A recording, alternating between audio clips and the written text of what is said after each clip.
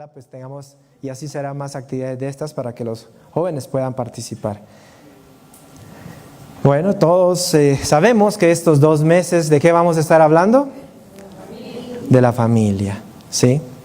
No sé si usted, pero yo en más de una ocasión he escuchado en la televisión, sobre todo, hay programas que hablan acerca de la extinción. Hay algunas especies de animales que se están extinguiendo, ¿sí o no? Y es preocupante, ¿ves? Y la mayoría de los científicos han descubierto que el motivo por el cual se extinguen principalmente es porque el hábitat de los animales está desapareciendo. Cada vez está disminuyendo. Y creo que la tecnología es buena, pero ese desarrollo también tiene sus efectos negativos. Y uno de los efectos negativos del desarrollo es precisamente que se va expandiendo el hombre y cada vez destruye más bosque, contamina las aguas y obviamente destruye también los animales y las especies inferiores, porque nosotros somos la especie superior, ¿verdad? La que lo domina todo, y destruimos el plan original de Dios. ¿Qué es lo que dijo Dios en un principio en Génesis? Que al hombre le dio una tarea. Le dijo, cultiva la tierra, pero también le dijo, guárdala. Cumplimos la primera parte, la cultivamos, pero quemamos todos los bosques para ir ganando más tierra, pero no la estamos guardando. Y poco a poco, lentamente, se está acabando. Guatemala no escapa de esa tendencia. No sé, tal vez aquellos que tienen ya 5 décadas como yo, todavía no las tengo, pero ya estoy acercándome. Aquellas generaciones ya más grandes, pues conocimos un hermoso lago, el lago de Atitlán, que todavía está ahí, pero cuando yo era pequeño, hace poco tiempo, cuando era pequeño me gustaba mucho ir, mis papás me llevaban, y era típico pues que uno se subiera al teleférico. El teleférico era una cabina suspendida por un cable y lo llevaban uno hasta la parte alta, al Parque de las Naciones Unidas. Pero en el teleférico uno podía tener una vista panorámica de ese lago. Y era precioso. Daban ganas de salirse ahí, tirarse al lago desde arriba. No, se mata uno. Pero luego del teleférico se bajaba uno y un paseo en lancha, regresaba de la lancha, era hora de comer y uno de joven siempre tenía hambre. Y había que comerse una hamburguesa, una rica mojarra del lago. Todavía tenía mojarras el lago. Y después, ya por la tardecita, venía uno y a montar caballo. Ahí rentaban unos caballos, me acuerdo que su pastora disfrutó de eso también, y muy hábil ella. Se pasaba de un caballo a otro, no. Pero era muy bonito el lugar. Pero eso es cosa del pasado, porque ahora ese lago hermoso, ahora es ¿qué? Un depósito de agua inservible. Es un desagüe. Es el desagüe de la ciudad capital. Y ojalá que algunos de la capital me estén escuchando para que cuiden más. ¿En dónde ponen esos desechos sólidos? Lastimosamente dicen que ya es irreversible. Aunque hace un tiempo alguien dijo que sí se podía arreglar. Y fue a comprar agua milagrosa a unos israelitas. No creo que lo hayan sido tan israelitas. Y era agua con sal. Y no se curó. Y ahí se esfumaron millones de quetzales. Así es que, paréntesis, tengamos cuidado con a quién elegimos por autoridad y en las próximas elecciones. Que eso también va a ser un tema de este mes de junio. Pero ¿qué pasa? Aquí cerca tenemos un bonito lago, ¿no? ¿Y cómo se llama? El lago de Atitlán. Famoso Panajachel, ¿verdad? Que los turistas vienen y lo conocen, es un lago hermoso. Pero también el mismo problema. Hace un tiempo, y yo creo y espero que la gente solo lo haya entendido que era necesario cuidarlo. Y tengo la confianza de que así sea y que lo puedan rescatar y que no se siga ensuciando. Pero en ese lago antes había un pequeño pato, el pato Poc, ¿sí? Yo escuchaba acerca de las historias del pato Poc. Y en 1987 se declaró extinto. Jamás llegué a conocerlo. Solo en fotografías que más de alguna de las generaciones que me antecedieron tomó y pudo tener el privilegio de verlo.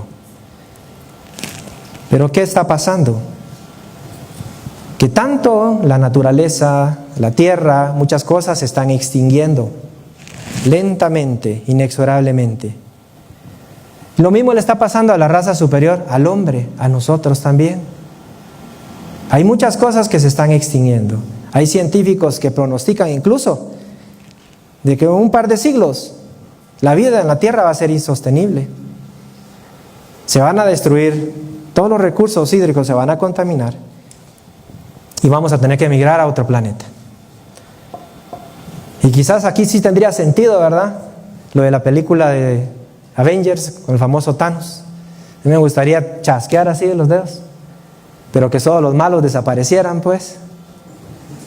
Pero también me da miedo porque ¿será que hay alguien que haga lo bueno en este tiempo? ¿Y me quede yo solito aquí? Porque yo soy el que chasqueo los dedos, pues. No porque sea bueno. Entonces mejor no, unos cuantos medio buenos que se queden también. Pero el ser humano, sus valores, sus relaciones están sometidas también a procesos de extinción. Y si no hacemos algo hoy, si no hace algo hoy la generación, los jóvenes, posiblemente muchas de las cosas que hoy vemos como normales en algún tiempo ya no existan. Pero eso está sucediendo. Hay cambios en la sociedad tan reales como que ayer el Barça perdió la Copa del Rey. Eso es real. Así de real. Así es que nosotros en el remanente estamos preocupados por la familia y no queremos que la familia se extinga. Y por eso es que hoy vamos a hablar acerca de eso. Si usted no me cree, vea estas estadísticas en resumen. Dice que el número de madres solteras entre 20 y 24 años se cuadruplicó. El número de divorcios en países desarrollados y subdesarrollados, ahí sí vamos, ve, de la mano, se han duplicado en los últimos 4 años. El 25% de las familias con hijos dependientes no hay hombres. Los sondeos sobre valores en la sociedad destacan el individualismo competitivo sobre la solidaridad familiar. Soy yo. Yo soy lo más importante. Y los demás que miren cómo se salvan. El ideal es elección, no ataduras. ¿Para qué me voy a casar? ¿Para qué quiero una atadura? Yo elijo estar solo toda la vida. Porque lo importante soy yo. ¿Para qué me voy a sacrificar? Los padres actualmente pasan menos tiempo con sus hijos que hace 30 años. Dice que un 40% menos tiempo. Estos son cambios en el ambiente y se hacen sentir incluso en las instituciones que Dios ha creado. ¿Y una de ellas cuál es? Y una de las más importantes. ¿Cuál es la institución más importante que Dios creó? La familia, el matrimonio, ¿sí? También esa está siendo socavada y está en proceso de extinción. Ahora, ya la familia ya no es padre, madre, hijos. Pueden haber 2 padres. Pueden haber 2 madres, ¿sí? Y pueden tener hijos. Y tienen que crearlos sin identidad de género. Y así es como se está distorsionando el modelo original del matrimonio y de la familia que Dios estableció en la palabra. ¿Y la iglesia qué hace? Pues también pone su granito de arena, ¿va? Y socava uno de los principios más importantes acerca del matrimonio, que para nosotros es un pacto, ¿sí o no? Y para nosotros los cristianos, la permanencia en el matrimonio es demandatoria, es obligatoria, ¿sí? Y eso lo dice la Escritura. Vea lo que dijo Pablo en 1 Corintios 7, 10 y 11. Pero a los que están unidos en matrimonio mando, no yo, sino el Señor. ¿Quién manda? El Señor. El Señor. Que la mujer no se separe del marido. Y si se separa, quédese sin casar. O reconcíliese con su marido y que el marido, ¿qué? No abandone a su mujer. Dios es claro y es categórico con respecto al matrimonio. En 3 ocasiones dice, no te separes, no te vuelvas a casar, no abandones a tu mujer. Y un sí a la reconciliación. Por eso es que nosotros aquí proponemos eso y estamos de acuerdo con la reconciliación. Se admite la separación, claro, pero no se pueden volver a casar. Pero esto ha cambiado, porque hoy en día muchas denominaciones y pastores que casan a parejas dentro de la iglesia, o hijos de ellos también, los casan 2 veces. Ya no es un pacto, estamos hablando de un contrato nupcial. Entonces, predicamos de un pacto, pero practicamos un contrato nupcial. Así es que, mucho cuidado. Esto no le gusta a muchos, pero es la verdad. Pero ¿qué más está pasando en este tiempo? Se está extinguiendo el hijo amoroso, el hijo obediente, el hijo sujeto. En Malaquías 4:6, el profeta dice, y se adelantó a su tiempo, obviamente era un profeta, y eso es lo que está pasando hoy. Dice que Él hará volver el corazón de los padres hacia los hijos y el corazón de los hijos hacia los padres, no sea que yo venga y hiera la tierra con maldición. En otra versión dice que hará que se reconcilien. Y eso es lo que está pasando hoy. Hay separación entre los hijos y los padres, ¿ya? Los hijos no aman a los padres. ¿Y por qué digo esto? Porque el hijo que ama, obedece, ¿sí o no? El hijo que ama, respeta a su padre. Pero eso ya no, ya quedó atrás. Eso quedó en los tiempos dorados de los años 70, 80, 90, donde el padre y la madre eran autoridad en la casa. Uno no podía levantarle la voz a un papá o a la mamá en la casa, porque era rechazado por la sociedad.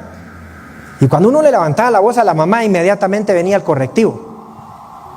Venía la chancla, venía el zapato, venía el cincho, lo que fuera ustedes. Y en el mejor de los casos, venía el cejazo o la mirada matadora, ¿verdad? Ya sabía uno que tenía que quedarse quieto, callado, porque al papá y a la mamá se le respetaba. Y no digamos a las otras autoridades, a los maestros. Era una autoridad. Yo ya les dije que estoy en escuela pública, ya conocen lo que a mí me pasó, pero mi hermano tenía otro maestro, profesor Otto. El profesor Otto, me acuerdo que los castigaba cuando hablaban o cuando molestaban en clase. Tenía una regla larguísima y hacía que pusieran sus 2 manos juntas y les pegaba en la punta de sus dedos con esa regla.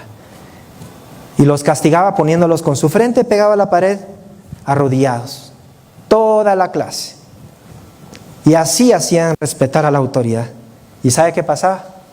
Los jóvenes en ese tiempo respetaban, aprendían, ponían atención.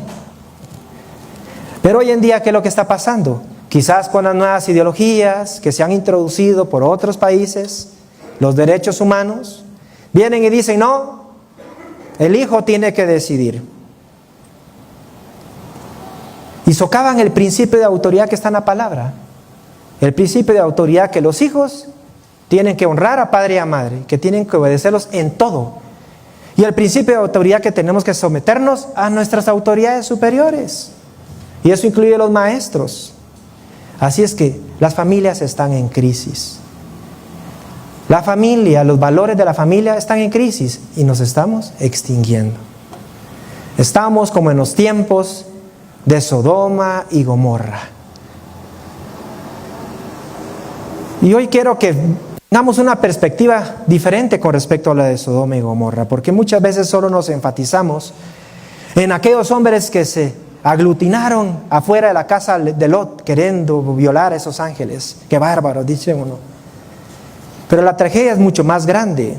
No solamente se trataba de esos hombres que llegaron a ese lugar, sino que ahí había algo más que estaba sucediendo. Dios conocía y sabía, porque había escuchado el clamor que había subido acerca de estas 2 ciudades. porque dice la Biblia que el pecado había aumentado grandemente. Y él bajó para corroborar que esto fuera así. Y estando Abraham pensó, no le puedo esconder nada a este justo. Le tengo que decir lo que voy a hacer con estas dos ciudades. Y Abraham, sabiendo que ahí estaba su sobrino Lot, intercedió por esas ciudades y dijo, conociendo que Dios era misericordioso y justo, le dijo, ustedes lo conocen, ¿destruirás tú a estas dos ciudades habiendo justos ahí? ¿Pagará el justo junto con el pecador? Y entonces agrega un número. Si hay 50 justos en esas ciudades, ¿las destruirás? Y Dios, no hay 45 justos, no hay 50 justos. Bajó la estafeta. ¿Y si hubieran 45? No habían 45 y así la fue bajando. Luego de 10 en 10. Y si hay 30, no habían 30 justos. Hasta que llegó a 10. Y entonces hubo silencio de parte de Dios. No habían justos. A Lot se le declaró un justo, quizás el único era él. Pero el destino ya estaba sellado. Dios destruyó esas dos ciudades. Y solamente Lot y su familia, sus yernos, no lograron salvarse, porque cuando él llegó a decirles, vámonos de aquí, porque Dios ya dispuso destruir estas ciudades, se rieron, pensaron que estaba bromeando. Su esposa, que ya había salido, volteó a ver, tampoco se salvó, solo él y sus hijas. ¿Pero por qué? ¿Cuál fue el clamor al oído de Dios? El 16 nos dice específicamente qué sucedió. Dios le regañaba al pueblo de Israel y lo compara con Sodoma y dice, tú, hermana Sodoma, y sus aldeas pecaron de soberbia, gula, apatía, indiferencia hacia el pobre y el indigente. Se creían superiores a otras y en mi presencia se entregaron a prácticas repugnantes. Por eso, tal como lo has visto, las he destruido. Era una sociedad totalmente perdida. Las familias ya no tenían temor de Dios. Y por eso es que Dios dispuso destruirlas. Por eso es que es importante que la familia sea rescatada en este tiempo. Que no se extinga. A Dios no le gusta que sus principios se pierdan en ninguna generación. Y eso fue lo que sucedió en el tiempo de Sodoma y Gomorra. Y lastimosamente, eso es lo que está subiendo en estos días al oído de Dios. El clamor de un pueblo que sufre, que gime porque no hay justicia, porque hay dolor, porque hay violencia, porque hay inmoralidad sexual, tantas cosas. Y quizá ya el Padre ya descendió para que corroborar si lo que está sucediendo es cierto. Pero no se asuste. Hoy vamos a ver cómo una familia se salva. ¿Sí? Hoy le traigo buenas noticias. Hoy vamos a conocer qué es lo que usted y yo podemos hacer para que una familia se salve y que no se extinga. Y vamos a entender en quién cae la responsabilidad de salvar la familia. Hubo en un tiempo un gran líder del pueblo de Israel. Este líder vino y llamó a todos sus ancianos, llamó a todos sus jueces, llamó a todos los príncipes, llamó a todos los líderes, a todos los oficiales. Y en el discurso de despedida, les recuerda a todos ellos lo que Dios había hecho. Acuérdense cuando Dios nos sacó de Egipto, cuando abrió el Mar Rojo. Acuérdense cuando nos guió por el desierto. La nube en el día nos protegía del calor del sol. Y en la noche la columna de fuego nos protegía del frío. Y cuando nos teníamos hambre nos dio el maná. Y nos envió las codornices. Y cuando teníamos sed, de la peña sacaba agua. Y luego nos dijo que nos iba a dar la tierra. Y ahora aquí tenemos la tierra. Lo que prometió lo cumplió. Nos dio una tierra que nosotros no trabajamos. Y todas las ciudades que hay en esta tierra que no construimos también son nuestras. Y eso nos lo dio Dios.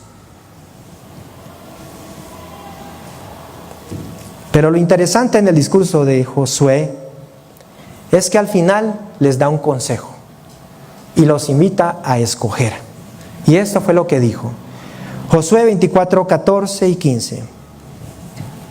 Ahora pues, Temed a Jehová y servidle con... ¿Cómo se le sirve a Dios? Integridad y en verdad. Y quitad entre vosotros los dioses a los cuales sirvieron vuestros padres al otro lado del río y en Egipto, y servid a Jehová.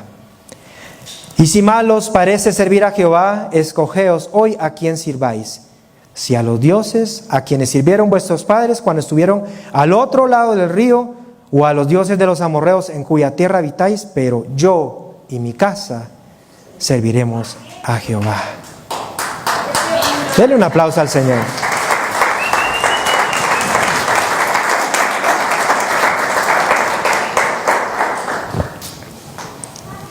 Este líder y esta generación que escuchó este discurso eran testigos de todos esos milagros. Fueron testigos del poder de Dios, del amor de Dios por su pueblo Israel. Y todos escogieron servir a Dios. Pero aún así pone sobre la mesa Josué y les pregunta: escojan pues, ¿a quién van a servir? ¿Van a servir a Dios o van a servir a otros dioses? Decidan. Llama la atención que el servicio es indudable, es incuestionable. Todos tenemos que servir en la vida. O le sirve a Dios o le sirve a otros dioses. Pero de que servimos, esa es tarea de todos. Todos vamos a servir. Así es que usted también tiene que escoger hoy a quién va a servir. No sé si Josué lo hizo quizás porque ya estaba cansado. Era hombre. Ya estaba cansado de estarle diciendo al pueblo que siguiera a Dios, que lo obedeciera. Ya estaba viejo, ya estaba anciano. Yo me identifico mucho con esas palabras, pues como pastor obviamente insisto en que la gente busque de Dios. Esa es mi tarea. Y no soy el único, todos los pastores hacen lo mismo. Enseñamos la palabra, mostramos el consejo de Dios, animamos a la gente, insistimos, cuidamos las ovejas. Pero lo que no podemos hacer es decidir por ustedes. Ustedes tienen que decidir a quién van a servir. Es decisión de cada uno. Al menos yo no tengo responsabilidad sobre lo que cada persona decida. Y es triste cuando deciden mal. Pero Josué no solamente era el líder del pueblo. Josué también era un papá. También era un papá. Él tenía familia. Y si bien es cierto, al pueblo le dio la opción de poder escoger, ¿qué hizo con la familia? ¿Acaso le preguntó a sus hijos: ¿y ustedes qué deciden, hijos? ¿Le van a servir a Dios? ¿Qué deciden? ¿Me ayudan? ¿Qué dijo él? Pero yo y mi casa serviremos a Jehová. Usted como padre de familia no tiene dos opciones. Usted como padre de familia o como madre de familia solo tiene una opción para sus hijos. Es la suya. Usted es la que decide en su casa a quién van a servir sus hijos. No duden en eso. ¿Por qué tiene que estar dudando en eso? Haga como Josué. Sea firme. Mientras sus hijos estén en su casa, o mientras sus hijos sean hijos de dominio y vivan en su techo, es usted quien decide. Es usted quien decide. Y usted está decidiendo lo mejor por ellos, ¿sí o no? ¿O los está destruyendo? ¿Verdad que no? Porque usted sabe que servir a Dios es lo mejor que pueden hacer. ¿Cuántos se gozan por eso? Si usted es de esos, entonces diga conmigo. Haga una buena confesión. Porque yo y mi casa serviremos solamente a Dios. Démosle un aplauso, por favor. Eso es una buena confesión.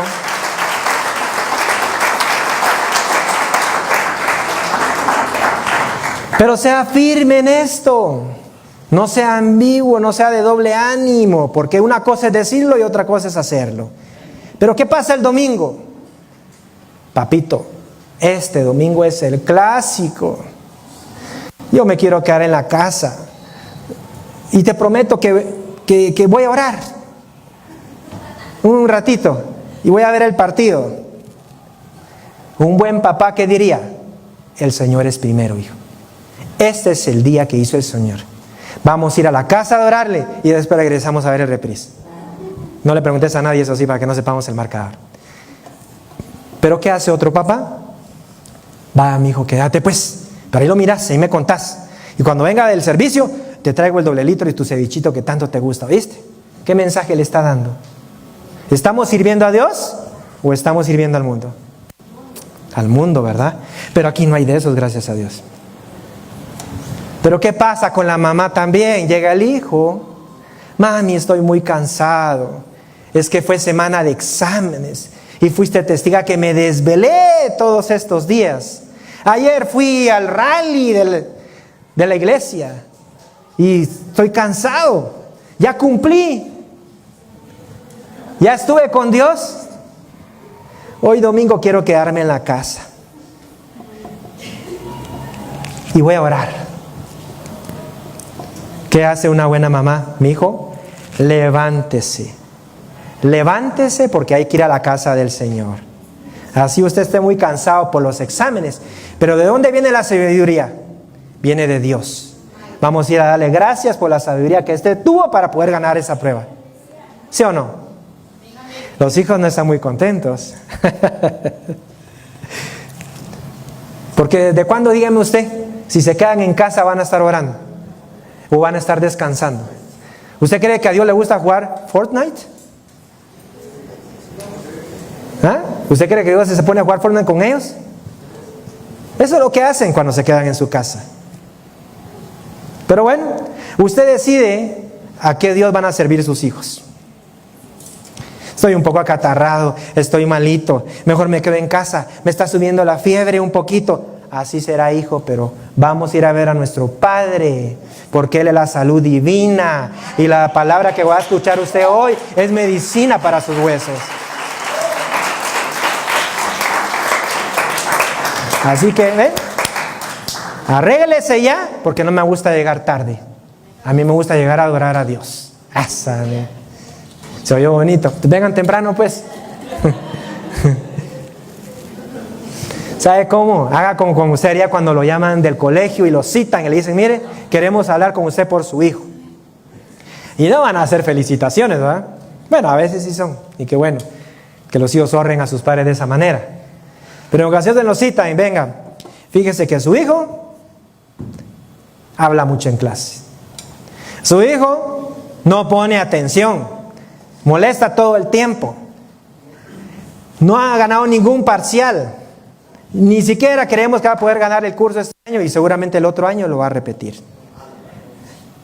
Regresa el papá a su casa, no regresa mi hijo, te felicito, no, ¿verdad?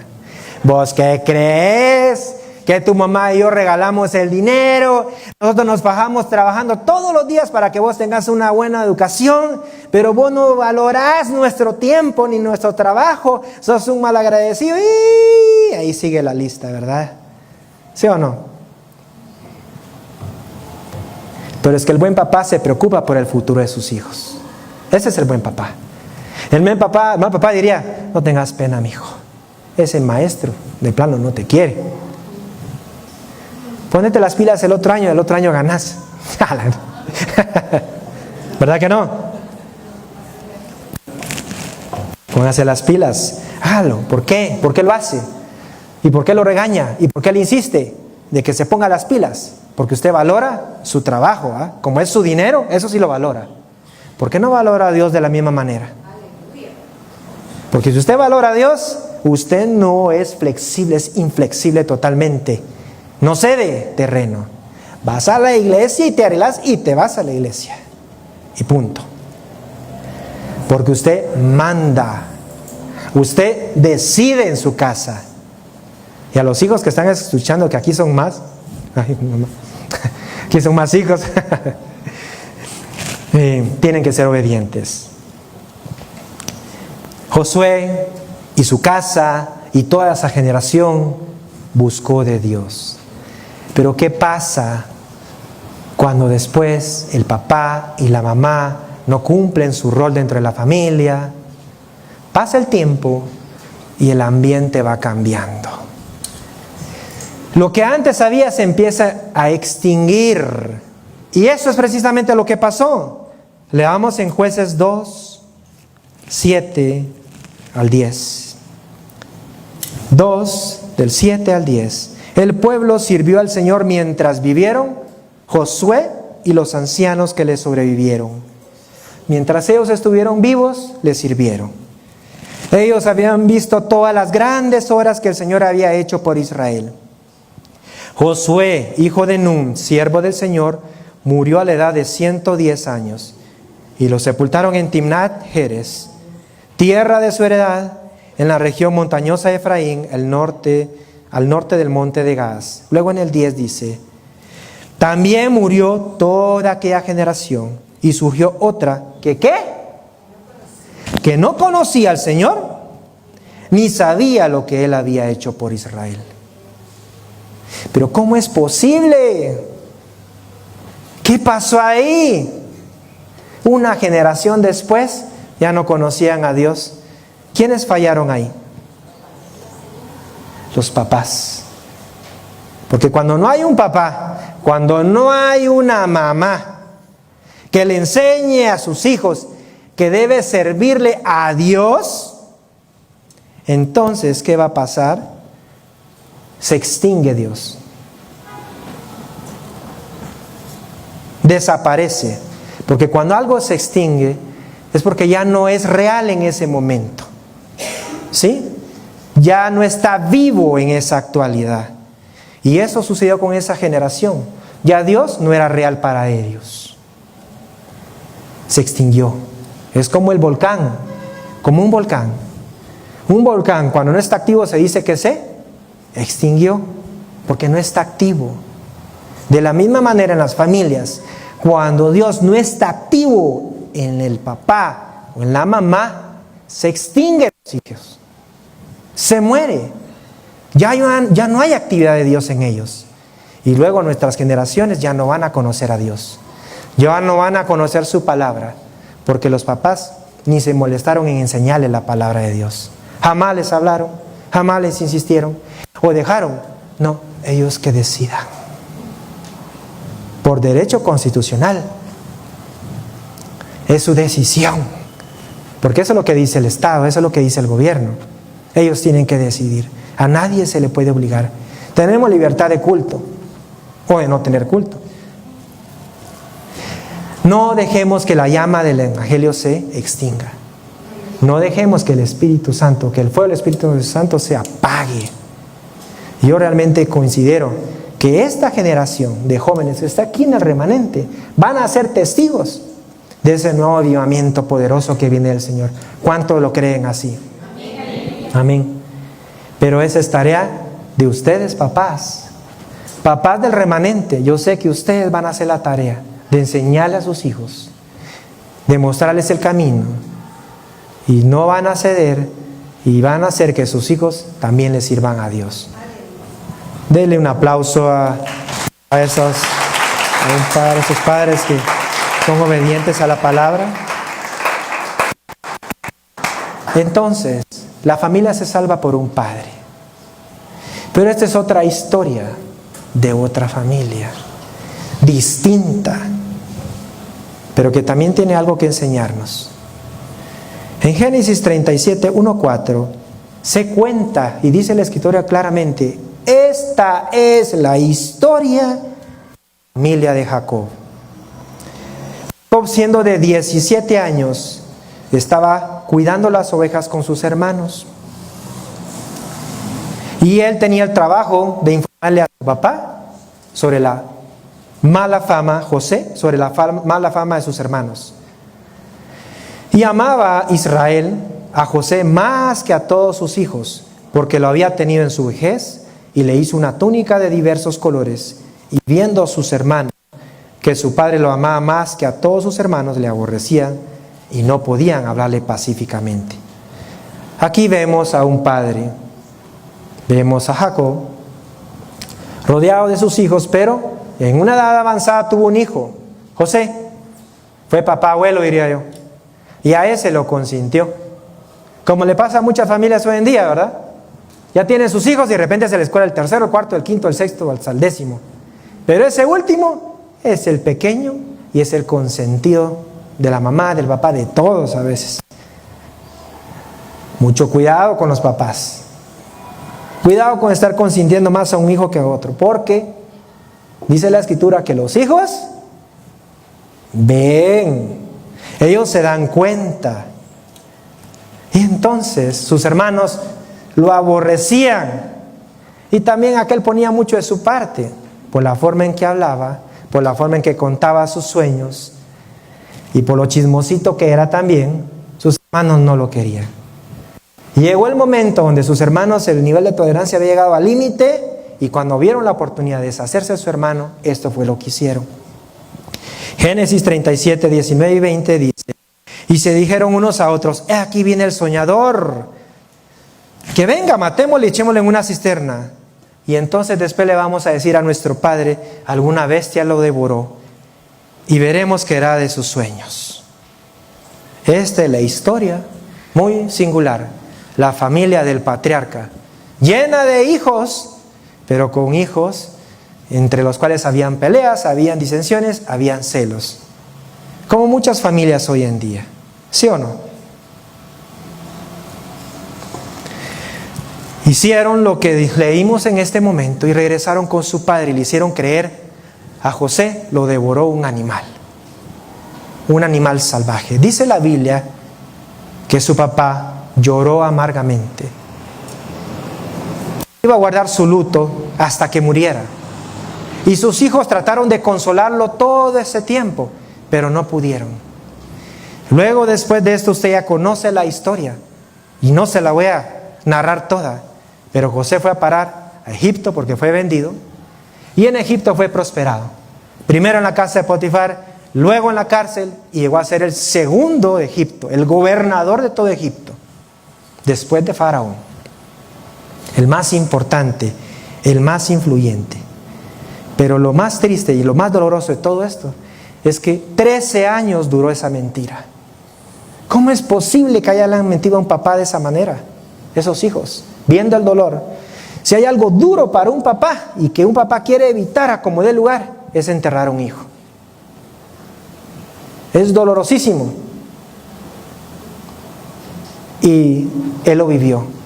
Y los demás hijos lo vieron. Y ni así le dijeron la verdad. Pero el tiempo pasó. Hubo un tiempo de hambre y necesitaban comida. Y el único lugar que tenía comida era Egipto. Y en ese momento ya José era el gobernador de Egipto. Y llegaron sus hermanos a pedir comida. Y esto fue lo que sucedió en Génesis 45. Vamos a leer el 5, 7 y 8. Ahora pues, no os entristezcáis, ni os pese de haberme vendido acá, porque para preservación de vida me envió Dios delante de vosotros. Y Dios me envió delante de vosotros para preservaros posteridad sobre la tierra y para daros vida por medio de gran liberación. Así pues, no me enviasteis acá vosotros, sino Dios me ha puesto por padre de Faraón y por señor de toda su casa y por gobernador en toda la tierra de Egipto. Increíble, ¿verdad? En ese momento él tenía el sartén por el mango. Era el momento de vengarse de sus hermanos. ¿Pero qué hizo José? Los perdonó. ¿Qué hizo José? Los ayudó. Pero ¿qué más importante hizo José en ese momento? Descubrió su propósito. Descubrió que su propósito era traer salvación. ¿Para quién? Para su familia. ¿Sí? Y eso es lo que yo quiero dejarle a ustedes en su corazón, a los jóvenes que hoy están acá. Ese es el propósito que cada uno de ustedes tiene. No solamente es responsabilidad del papá o de la mamá, es responsabilidad de cada uno de ustedes salvar también a su familia. ¿Cuántos lo creen así? Dice la Biblia que el amo de José vio que Jehová estaba con él. Y yo considero que los jóvenes del remanente, los demás jóvenes van a ver en ustedes que Dios está en ustedes. Por la forma en que hablan, por la forma en que visten, por su conducta, por su testimonio. ¿Sí? Y por cuanto van a hacer esto, Dios va a estar con ustedes todo el tiempo. Y entonces se cumplirá la segunda parte. Que todo lo que hagan será prosperado. Todo lo que toquen sus manos será prosperado. Así es que yo profetizo que a ustedes les irá bien en la vida y que todo lo que hagan les saldrá bien, porque Dios estará con ustedes. Démosle un aplauso a nuestros jóvenes en esta oportunidad.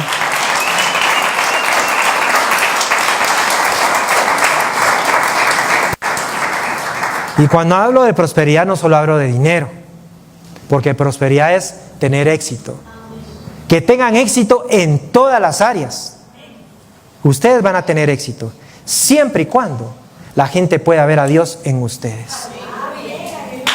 Entonces, jóvenes, esta es una semilla que tienen que guardar en su corazón. Tienen que servirle a Dios, no solamente por insistencia de su padre, sino que aquí hay otro ejemplo, de que un hijo también puede hacer una diferencia, que también un hijo puede traer salvación para toda una familia. Así es que luego en el Génesis 29, 39, 21 dice: pero Jehová estaba con José y le extendió su misericordia y le dio gracia en los ojos del jefe de la cárcel. Para que ninguno de ustedes también se crea más, pues, puro Johnny Bravo, ¿verdad? Que se llenen sus pulmones de aire y se piense que todo lo puede, ¿no? ¿Qué fue lo que prosperó a José? Que se extendió la misericordia de Dios y la gracia. Y eso es lo que ustedes van a tener. La misericordia de Dios va a estar sobre ustedes, que aunque sean imperfectos, la misericordia de Dios los va a cubrir. Y la gracia de Dios va a estar con ustedes. Se les van a abrir puertas. ¿Cuánto lo creen? Y esto es lo que Dios tiene para su pueblo el día de hoy. Yo quisiera que hoy tomáramos un tiempo para poder adorar a Dios. Unos últimos minutos para que usted, los padres y los hijos, todos en conjunto, porque hemos visto cómo es importante que para que la familia no se extinga y para que Dios no se extinga en esta generación y en las venideras, hay tarea que tenemos que hacer. Tenemos que servirle a Dios con integridad y con verdad. ¿Cuántos lo quieren hacer? ¿Cuántos quieren hacer ese compromiso el día de hoy? Si usted quiere hacer ese compromiso, póngase de pie, por favor. Póngase de pie. Póngase de pie.